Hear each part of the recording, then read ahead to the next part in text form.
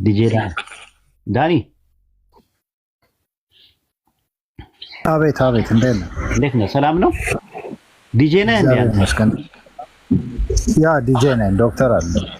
ዲጄ ታጫውታለህ? እንትን ዲጄ ምናምን ነገር ሙዚቃ ያ አጫውታለሁ። ኦኬ። ኦርቶዶክስ ነህ ወይስ ፕሮቴስታንት ካቶሊክ? ኦርቶዶክስ ነኝ። ኦኬ። ይፈቀዳል ዘፈን በኦርቶዶክስ? ያ ማለት በራሴ አፍኩት ነው እንጂ ህግ ውስጥ እንደዚህ አዎ፣ ቀስ ብለህ ትተዋለህ። ኢንሻአላህ ሙያ ትቀይራለህ። ገላትያ 5:19 ላይ ዘፈን ራሱ የስጋ ስራ ነው ይላል። ራሱ ዘፋኝነት የእግዚአብሔር መንግስት አይወርስም ይላል። ሮሜ 13:13 ላይ ደግሞ ምን ይላል? በዘፈንና በስካር አይሁን ይላል። እና ሐራም ነው። ቀስ ብለህ ትተዋለህ። ኢንሻአላህ አላህ መልካም ስራ፣ ጥሩ ስራ ይወፍቅህ ፈጣሪ። ታንክ ዩ። ኦልራይት። አንድ ጥያቄ ነበረ ጠይቅሽ። ብዙ ጊዜ ጠይቂያቸው ነበረ እና እነሱ ኤክስፕሌን የሚያደርጉልኝ ነገር በሌለ ቦታ ምን አልከኝ? ምን ይላል መሰለህ? ለኡስታዞች ጠይቄ ነበረ። እነሱ የተለያየ መልስ ነው የሚሰጡኝ። አንተ ትንሽ አይህ የምትመልሰው ይመስለኛል። እንጃ እንግዲህ እኛ ክርስቲያኖች ክርስቶስ ማለት ነው። ምን አልከኝ? እኛ ክርስቲያኖች ክርስቶስ ኢየሱስን ያለ የአብ ቃል ነው ብለን የምናምነው ማለት ነው። እናንተ ደግሞ ቁርአንን የአላህ ቃል ነው ብላችሁ ታምናላችሁ እና ምን ይላል ቁርአን? በትንሣኤ ቀን እንደ ገረጣ ሰው ሆኖ ይመጣል ይላል። ምን ላይ ነው እንደዛ የሚለው? 37:81 ላይ። ኦኬ። ዳይፍ ነው አዲሱ። በነገራችን ላይ ሐዲሱ ዳይፍ ማለት ተቀባይነት። አዎ አንተኖቹ ሐዲሶቹ በአራት ይከፈሉ የለ? አራት አይነት ናቸው ሐዲስ ያሉት። አንደኛው ከረሱል ሰለላሁ ዐለይሂ ወሰለም በቀጥታ የተላለፈ ሆኖ ሲመጣ ምን እንለዋለን? ሷሂህ እንለዋለን፣ ኦተንቲክ እንለዋለን፣ ታማኝነት እንለዋለን። ሁለተኛው ነገር ደግሞ ከረሱል ሰለላሁ ዐለይሂ ወሰለም ነው የመጣው፣ ግን ያስተላለፉት መሀል ላይ ያሉ ሰነድ ላይ ያሉ ሰዎች በጣም ጎበዝ ካልሆኑ ሐሰን እንለዋለን፣ ጉድ ጥሩ ነው ብለን እንላለን። ስለዚህ አቂዳና ፊቂ የሚመሰረተው ወይም ደግሞ የዶግማና ቀኖና እኛ ጋር የሚመሰረተው በሐሰንና በሶሂህ በሆኑ ሐዲሶች ነው። ከዛ ደግሞ ሶስተኛው ምንድነው? ምንም ሰንሰለት ሳይኖረው የመጣ ሐዲስ ከሆነ እሱ ምን ይባላል? ضعيف ይባላል ማለት ነው። ወይም ደግሞ ደካማ እንለዋለን፣ ዊክ የምንለው ማለት ነው። አራተኛውና የመጨረሻው ደግሞ ሰንሰለቱ ታውቆ ሰውየው ታውቆ ያ የመጣው ሰውዬ ግን ሙናፊቅ ከነበረ ውሸታም ከነበረ ደግሞ መውዱ እንለዋለን፣ የተቀጠፈ ፋብሪኬትድ እንለዋለን ማለት ነው። አሁን ከነዚህ አሁን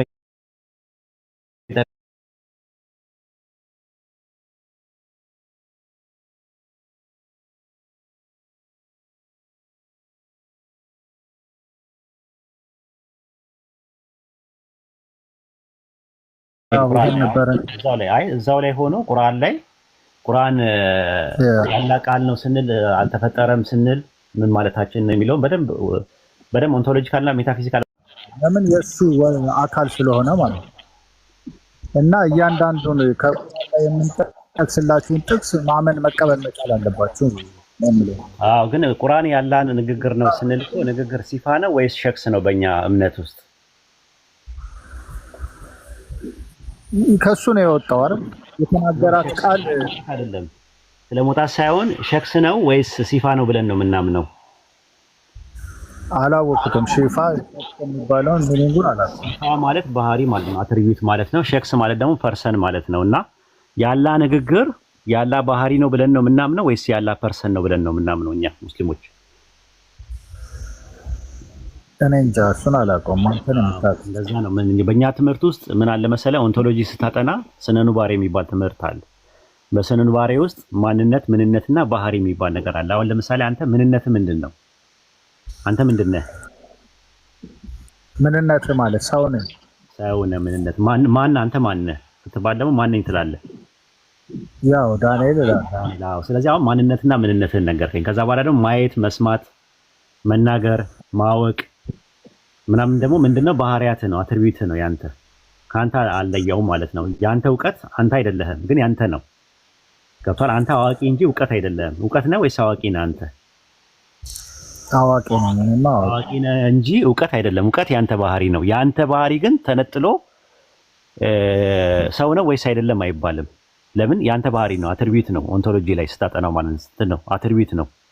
ስለዚህ አላህ ጋር ስትመጣው በኦንቶሎጂ ፈጣሪ ማን ነው ከተባል ከአላህ ነው። ቃሉ ምንድነው ሲባል ቃሉ ደግሞ ምንድነው? ባህሪው ነው፣ የሱ ባህሪ ነው። እውቀቱ የሱ ባህሪ ነው። ማየት መስማት ምናምን የሚባለው ነገር የሱ ባህሪ ነው። የመናገር የማወቅ የመስማት የማየት ባህሪ ያለው እሱ ማለት ነው። ስለዚህ የሱ ንግግር ከሱ የምትነጥለው ነገር አይደለም ማለት ነው። 2 እና 2 5 ነው ወይስ 6 ነው ሲደመር? 2 እና 2ማ 4 ነው። የጠየኩ ጥያቄ 5 ነው ወይስ 6 ነው የጠየኩ? 2 እና 2 ሲደመር ምን አይነት መልስ የለውም ነው? ኖ የጠየኩ ጥያቄ 2 እና 2 ሲደመር 5 ነው ወይስ 6 ነው? መልስ የለውም። እንዴት ማለት አልችልም፣ 6 ማለት አልችልም እኮ። ለምን አትልም? እኔ በቃ እሷም በቃ አየህ ምን ይባላል? 2 አጥር 2 ቀጠና ይዞ ፎልስ ዳይኮቶሚ ይባላል። ያ በሎጂክ ብላክ ኤንድ ዋይት ፋላሲ ነው የተጠቀምኩት። ሶስተኛ አማራጭ አለ፣ 5ም 4ም ያልሆነ አማራጭ አለ። ስለዚህ ያላ ንግግር ፈጣሪ ነው ወይስ ፍጡር ነው ተብለህ ብትጠየቅ ምንድን ነው የምትለው አንተ?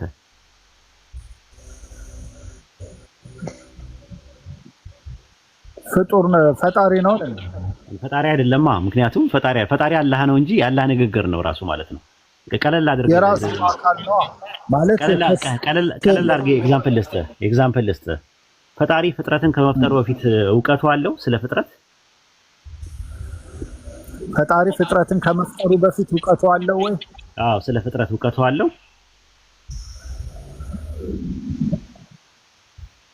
የራሱ እውቀት የሚባል ያውቃል አይደል? ከፍጥረት በፊት ያውቃል። ያ የፈጣሪ እውቀት ፈጣሪ ነው ወይስ የፈጣሪ ነው? የፈጣሪ ነው። ኦኬ፣ ፈጣሪ ነው።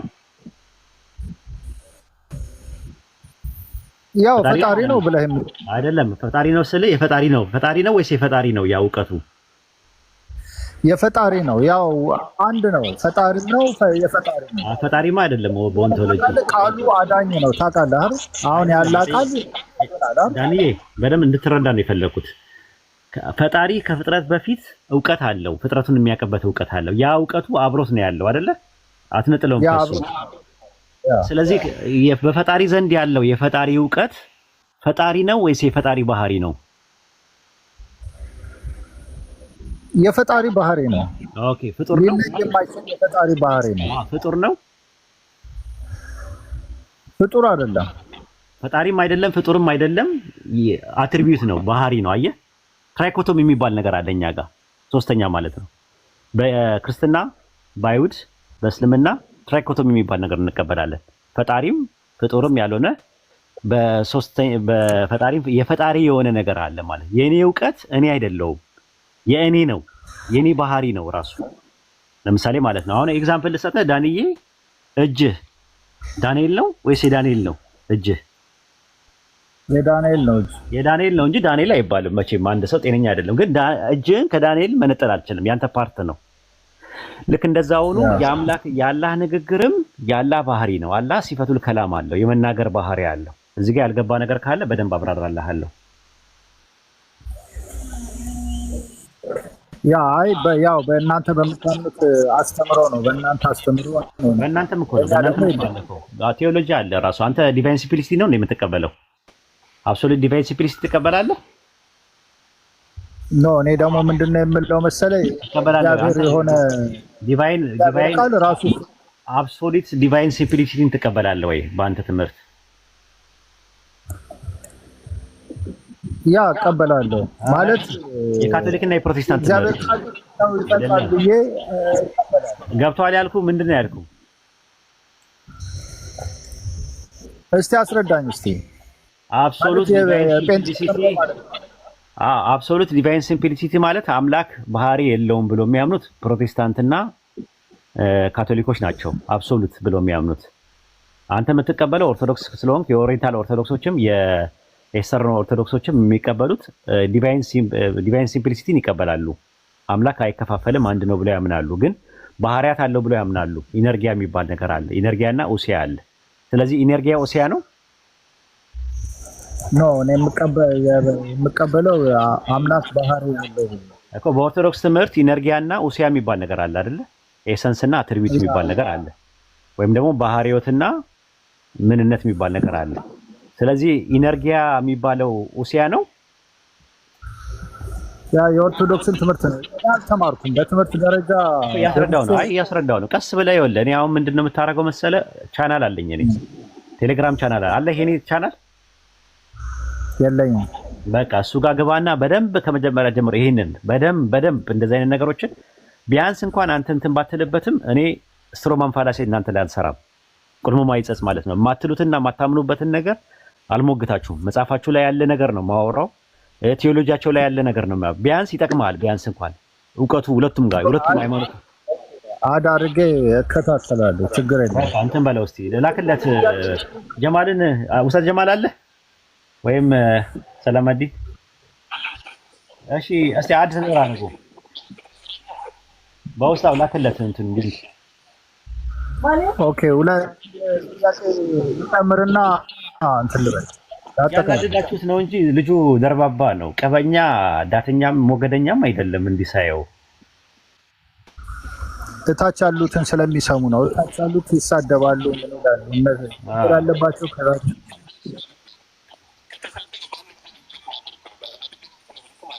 የት ነው የሚሳደበው?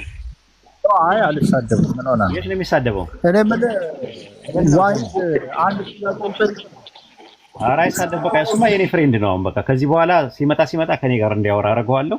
ባይሆን ሻይ ቡና አለዋለሁ በራሴ ወጪ ማለት ነው። አንድ ጥያቄ ልጨምርና ይተመልስ መርቅልን። አንድ ጥያቄ ጥያቄ ደግሞ በሳሂህ ሙስሊም 2749 ላይ ህይወቴ በእጁ በሆነው በእርሱ እምላለሁ ይላል።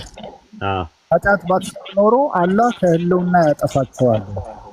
እነዚህ ኃጢአት የሚሰሩትን እና የአላህ ምህረትን በሚለምኑ ሰዎች ይተካቸው ነበር ይላል።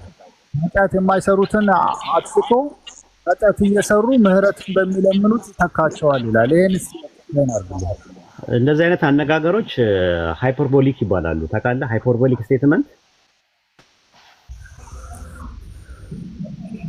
ማለት ሃይፐርቦሊክ ስቴትመንት የሚባል ነገር አለ። ለምሳሌ እንትን ላይ ሱረቱል አዕራፍ ምዕራፍ 7 ቁጥር 143 ላይ ቢረጋ ታየኛለህ አለው አይደለ? ኢፍ የሚል ነገር ይጠቀማል። ምን ማለት ነው? ቢረጋ ታየኛለህ፣ ቢረጋ ታየኛለህ ሲል ሀሳቡ ምን ለማለት ፈልጎ ነው? ቢረጋ ታየኛለህ ሲል ዛት ሚንስ አይረጋምም አታየኝም ነው መልእክቱ አይደል? ሱረቱል አዕራፍ ምዕራፍ 7 ቁጥር እንትን ላይ ማለት ነው ሲናገር ማለት ነው። ሲናገር ምንድነው ያለው? ቢረጋ ታየኛለህ አለው። ሙሳ ለቀጠሯችን በመጣና ጌታውን ባነጋገረ ጊዜ ጌታዬ ያሳየኝ ወደ አንተ እመለከታለሁ አለ። አላህም በፍጹም አታየኝም፣ ወደ ተራራው ተመልከት፣ በስፍራው ቢረጋ በእርግጥ ታየኛለህ አለው። አሁን እንደዛ ሲለው ታየኛለህ በእርግጥ ታየኛለህ አለው። ቢረጋ ነው ያለው። በስፍራው ቢረጋ ማለት በስፍራው አይረጋም ማለት ከሆነ እናንተ ኃጢአት ባታደርጉ ኖሮ ማለት እናንተ ኃጢአት ታደርጋላችሁ ማለት ነው። ሃይፐርቦሊክ ይባላል። ብዙ ነው እንደዛ አይነት እንትን ነው። ረሱል ሰለላሁ ዐለይሂ ወሰለም ኢማም ሙስሊም ላይ አንተ የጠቀስከው ጥቅስ ላይ እንደዛ ነው። በዚያ ነፍሴ በእጁ በሆነችው በአላህ እምላለሁ እናንተ ኃጢአት ባታደርጉ ኖሮ አላህ እናንተን ያስወግዳችኋል። ኃጢአትን አድርገው ከዛም ይቅር ጠይቀው አላህ ይቅር የሚላቸው ህዝብ ያመጣ ነበር ማለት ዛት ሚንስ ኃጢአት ታደርጋላችሁ ነው ለማለት የተፈለገው እንጂ አይ ቲንክ ኃጢአት ስሩና ኃጢአት ማሰሩ ከሆነ ሌላ ኃጢአት የሚሰራ ሰው ያመጣል ለማለት ተፈልጎ አይደለም። ራሱ ልክ ሱረቱል አዕራፍ ምዕራፍ 7 ቁጥር 143 ላይ ስትመለከተው በስፍራው ቢረጋ ማለት አይረጋም ማለት ነው። ስለዚህ ኃጢአት ባታደርጉ ኖሮ ማለት ኃጢአት ታደርጋላችሁ ማለት ነው። ሌላ ኤግዛምፕል ልስጥ። ራሱ እንደዚህ አይነት እንትኖች አሉ። ኦሪት ዘዳግም 28:63 ላይ ኤው ያህዌ በጎ ነገር ያደርግላችሁ ዘንድ ያበዛችሁ ዘንድ ደስ ይለው ዘንድ እንደነበረ እንዲሁ ያህዌ ሊያጠፋችሁና ሊያፈርሳችሁ ሲሆን ደስ ይለዋል አለ። ምን ማለት ነው ትርጉሙ? ማለት ይሄ ሃይፐርቦሊክ ስቴትመንት ነው በክርስቲያኖች ቴዎሎጂ። ያህዌ ሲያጠፋና ሲያፈርስ ደስ ይለዋል አይለውም። ግን ታዲያ ለምንድን ነው እንደዛ የሚለው ሲባል ሃይፐርቦሊክ ስቴትመንት ይባላል። ሁለተኛ ተሰሎንቄ ምዕራፍ 2 ቁጥር 12 ላይ ተመለከተው። ምን ይላል? ሐሰትን ያምኑ ዘንድ እና ፍርድን እንዲቀበሉ የስተት አሰራር እግዚአብሔር ይልክባቸዋል ይላል። ምን እንዲያደርጉ?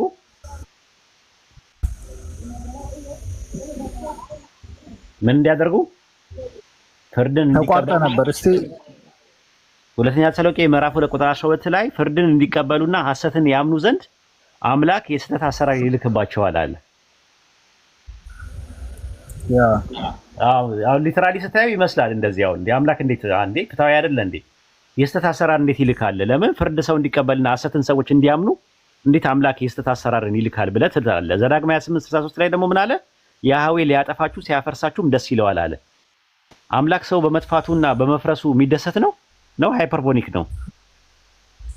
አይደሰትም። በክርስትና ምንድነው ኃጢአት ነው ራሱ መከራን የሚያመጣው በሰዎች ነው። እሱን ነው የምልህ እኮ።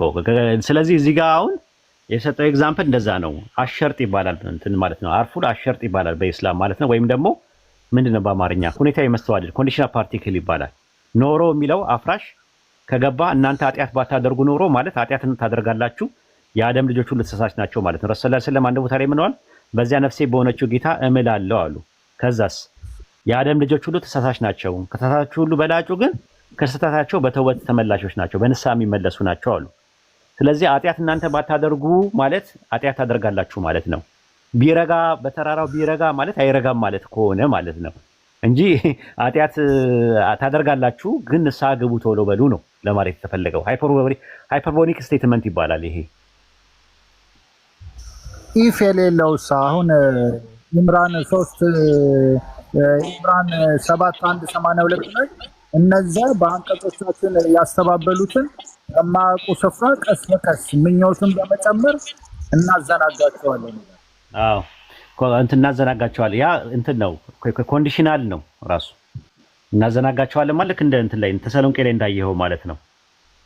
ቅጣትን ነው የሚያመለክተው። ማዘናጋቱ በእነዛ ሲያስተባብሉ ቅጣትን ነው የሚያሳየው።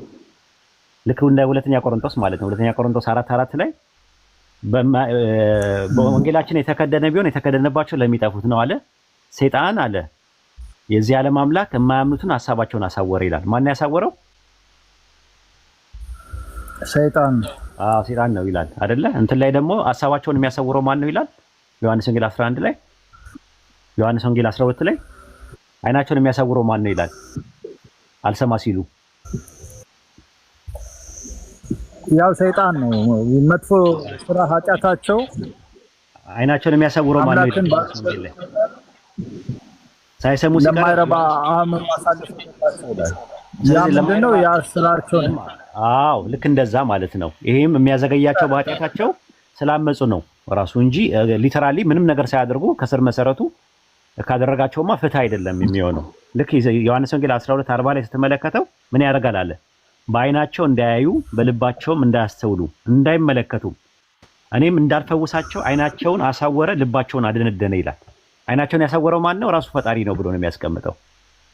ስለዚህ ራሱ ፈጣሪ የሚያስቀምጠው እንዴት እንደዛ ያደርጋል ካልክ ስለ ካዱ ነው እንጂ እንዲክዱ አይደለም ብለህ ነው የምትለው። ስለዚህ ይህንንም አላህ የሚያደርገው ቅጣቱ ስለ ካዱ እንጂ እንዲክዱ አይደለም። የካዱ ሰዎች በዱንያ ላይ የሚናራቸውን ቅጣት ነው የሚያመለክተው እንጂ ከመሬት ተነስተው ምንም ነገር ያልካደውን ሰው ምንም ነገር የማያውቀውን ሰው አምጥቶ ቢያጠመው ወይ ደግሞ የሆነ ነገር ቢያደርገው ጥያቄ ይፈጠርብሃል። ፍትህ አይደለም። እኛ በኮንዲሽናል ነው የምናምነው። በእንትን ማለት ሳሊቬሽን ኮንዲሽናል ነው ብለን ነው የምናምነው እንጂ አንኮንዲሽናል ነው ብለን አናምንም። ልክ እንደ ካልቪኒዝም ማለት ነው። ካልቪኒዝም አሁን ምንድን ነው የሚሉት? ፈጣሪ አስቀድሞ ሁሉ ነገር ወስኗል። ስለዚህ ያለ ምርጫው ነው ያለ ነፃ ፈቃዱ ሰው የጀነትም ይሆናል የጀሃነምም ይሆናል ብለው ያምናሉ። በእኛ ትምህርት ግን እንደዛ አይደለም። በእኛ ኮንዲሽናል ነው። ፕሪዲስቲኔሽን ራሱ ኮንዲሽናል ነው። አላህ ስለሚያውቅ አስቀድሞ ስለሚያውቅ ሁሉ ነገር ጽፎታል ብለን ነው የምናምነው ማለት ነው። ይሄን ይመስላል። ኦኬ አንድ ብቻ በእስልምና አስተምሮ ኃጢአት የሚያሰራው ሰይጣን ነው ወይስ ሰው ነው በራሱ የሚሰራው? ኃጢአት ማለት እኮ ኢላማ መሳት ማለት ነው አይደል? ኃጢአት ራሱ ዘንብ የሚለው የአረብኛው ቃል ወይም ሀርማ ቴዎሎጂ የሚባለው በእንትን ኃጢአት ማለት ራሱ እንትን ነው አይደለ? ኢላማ መሳት አይደለም። ይህን አድርግ ይህን አታድርግ ብሎ አላህ ትእዛዝ ያወጣል። ያንን ነገር አድርግ ያለህን መልካም ነገር ሳታደርግ ስትቀር እንደገና ደግሞ አታድርግ ያለህን ደግሞ ስታደርግ ያ ነገር ኃጢአት ይባላል ማለት ነው። ኃጢአት የሚለው በቁርአንና በሐዲስ በዚህ መልኩ ነው የቀመጠው። ኃጢአት የሚሰራው ራሱ ሰውየው ነው። ራሱ ኃጢአት ሲጀመር ጀምሮ ነርቸር ነው ወይስ ኔቸር ነው? በእናንተ ኔቸር ነው ወይስ ነርቸር ነው? ኃጢአት አዳም ሲፈጠር ኃጢአት ነው። አይ አሁን ላይ በደማችን ውስጥ አለ ኃጢአት። ይሄ በጥንተ ተሐድሶ ምናምን ኦሪጂናል የሚባል ነገር አለ በውስጣችን? የለም በውስጣችን የለም አለ። እንደዛ ከሆነ እንትን ነው የሚሆነው፣ ኔቸር ነው የሚሆነው። ኃጢአት ማለት ራሱ ዲስኦቢዲየንስ ነው። በእኛ አመጽ ማመጽ ነው። በአላህ ላይ ማመጽ ኃጢአት ይሰኛል ማለት ነው። አላህ ኃጢአትን እንድንሰራ አያደርገንም። ኖርማል ማለት ነው። እንደዛ የሚል ነገር የለም። የቁርአን ጥቅስ ማን ያደርጋል? ሰይጣን የሚያደርገው አይደል? ሰይጣን ሐሳቡን ነው። ሰይጣን ደግሞ እኛ ጋር አንድ ብቻ አይደለም። የሰው ሰይጣንም አለ፣ የጂኖችም ሰይጣን አለ። ሰይጣን አንድ ብቻ አይደለም። ኢብሊስ ከሆነ አንድ ነው፣ አደምና ሐዋ ጋር የመጣው የነበረው። ግን ሸያጢን የሚባሉት ብዙ ናቸው። በእኛ ሰይጣናት የሚባሉት የሰውም አሉ፣ የጂኒም አለ ራሱ ማለት ነው። ሰይጣን የሚለው ሸጠነ ከሚል ቃል ነው የመጣው። ራቀ ካላ ራህመት የራቀ ማንኛውም ፍጡር ሰይጣን ይባላል ማለት ነው። የሰውም የጂኒም ኦኬ። መጥፎ ሐሳብ የሚወሰውስ ነገር ታዲያ እንዴት ነው አሁን ጅኒዎችንና መላእክቶችን የምትለዩበት ነገር ምንድን ነው? ያ አይደል አሁን ለመልእክተኛው ነብዩ መሐመድ የተገለጠላቸው መላእክት መሆኑን በምን የምናውቅበት አንደኛ ነገር ጂኒ ቁርአናችን ቁርአን ላይ አለ። በሱረቱ በቀራ ምዕራፍ ቁጥር 97 ላይ አለ ጅብሪል እንደመጣ ወደ ረሱል ሰለላሁ ዐለይሂ ወሰለም አንደኛ አላህ ነግሮናል። ሁለተኛ ጅብሪል ራሱ እኔ ጅብሪል ነኝ ብሏል። ሶስተኛ ደግሞ የሰሃባዎች ምስክርነት አለ። ጅብሪል ረሱል ሰለላሁ ዐለይሂ ወሰለም ሲያናግራቸው ሰሃባዎች ሰምተዋል። አንደኛ ነገር በቦታው ነበሩ ራሱ ማለት ነው። አራተኛና የመጨረሻ ነገር ደግሞ ጂኒዎችና ሸያጢኖች የነገር ማወቅ ይችላሉ። ዳኒ Syrian refugees also ስለተገለጡ መጻኤ ጊዜ መናገር ይችላሉ ወይ? እነሱ ውሸት መናገር ይችላሉ። መጻኤ ጊዜን መናገር ይችላሉ ወይ ነው ማለት። እውነት የሆነ ነገር ወደፊት ሀፕን የሚያደርግ ነገር መናገር ይችላሉ ወይ?